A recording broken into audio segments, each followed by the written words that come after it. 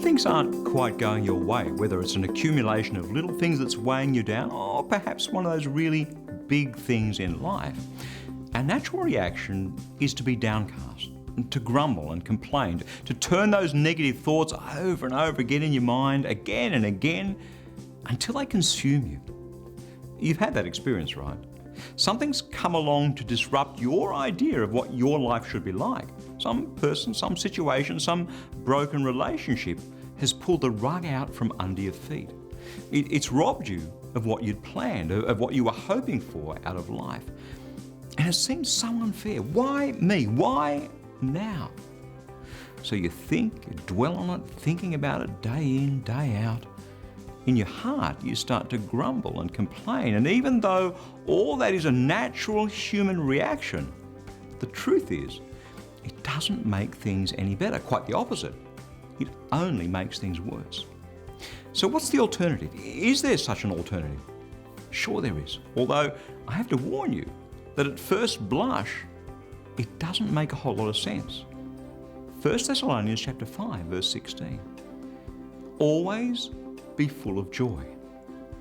Now, joy's a funny thing. It's not like happiness, which is something we think we want, but happiness is fleeting. It depends on your circumstances, on your mood. You can't be happy when you've been dealt a blow to your hopes and your expectations. But joy is quite a different thing. Interestingly, in the New Testament, the word joy and grace come from the very same original Greek word. Those two ideas are joined at the hip.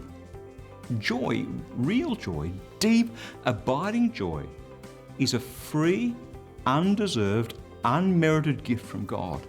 And because of that, it's something that sticks with you through all the ups and the downs. It doesn't take a genius to figure out that a heart filled with God's joy is a much more desirable thing than a heart filled with grumbling, complaining, anger, and bitterness. In the midst of your doom and gloom, throwing yourself completely on God, trusting in Him, receiving His joy, let me tell you, is the only thing that works. Because when we're down in the dumps, the good news is God isn't.